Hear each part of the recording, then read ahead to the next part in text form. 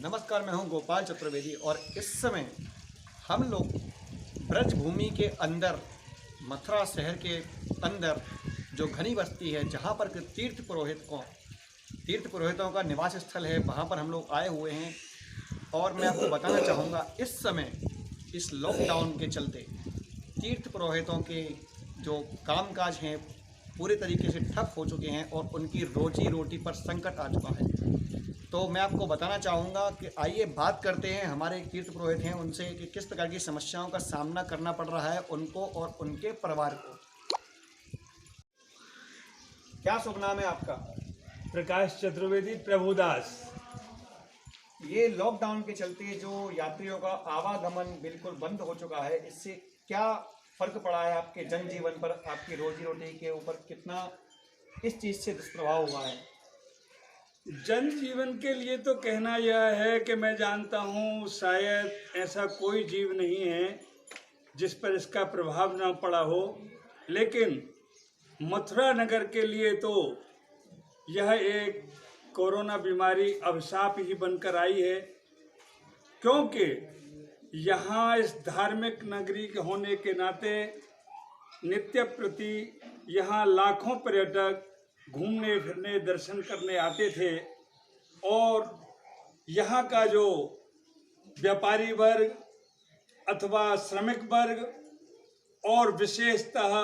यहाँ का ब्राह्मण वर्ग, जिसका कि जीवन यापन यात्रियों का पथ प्रदर्शन करना, उन्हें यहाँ यात्रा के विषय में, तीर्थ के विषय में बताना और उनके द्वारा दी गई भेंट पर ही उनका जीवन निर्भर है। किंतु आज मैं जानता हूँ लगभग तीसरे लॉकडाउन के अवसर पर 45 दिन हो चुके हैं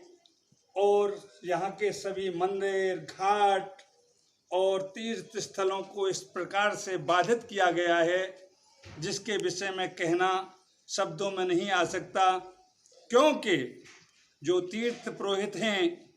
उनका जीवन तो इस पर ही निर्भर है। जब यात्री ही नहीं आएंगे, मंदिर नहीं खुलेंगे,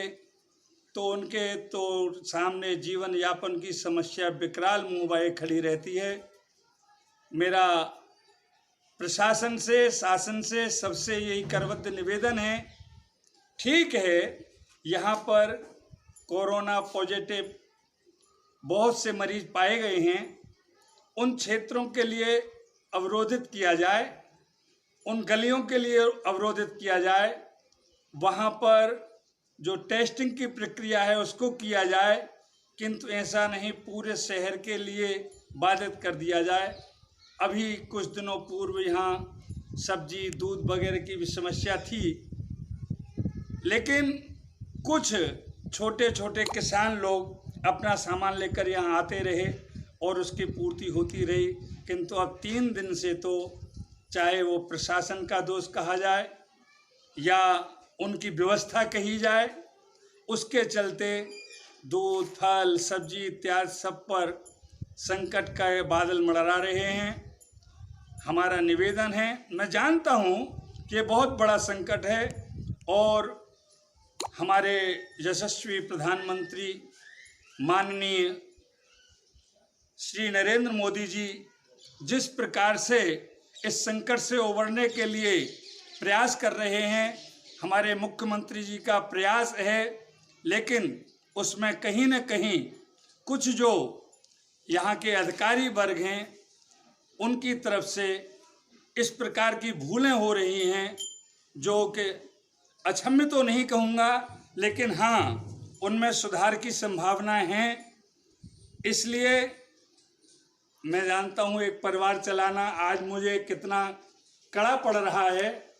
कैसे इस स्थिति में, क्योंकि सभी लोग गरीब के लिए शासन प्रशासन पूरी तरह से सहायता कर रहा है। साधुवाद, धन्यवाद उनके लिए।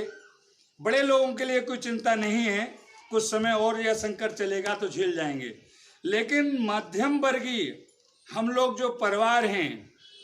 जो कि न ऊपर जा सकते हैं न नीचे जा सकते हैं, अपनी मान प्रतिष्ठा को भी बचाए रखना चाहते हैं, लेकिन आय के स्रोत न होने के कारण आज हम इस धरातल पर आ चुके हैं कि हम सोच नहीं पा रहे हैं हम क्या करें। मैं आपसे एक बात और पूछना चाहूँगा, क्या आपके तीर्थ पुरोहित महासभा या ऐसा कोई समूह जिसके द्वारा अभी तक इस बारे में कोई अपील की गई है ऊपर? मैं जानता हूँ प्रयास तो किए जा रहे हैं, किंतु उन प्रयासों के लिए कोई सार्थक जो समाधान होगा वो नहीं किया गया है। हाँ, हमारे मंदिरों के लिए, जैसे कि हम धर्मप्राण जनता हैं, मथुरा तीर्थ नगरी है और यहाँ के निवासी तो बिना ठाकुर जी का दर्शन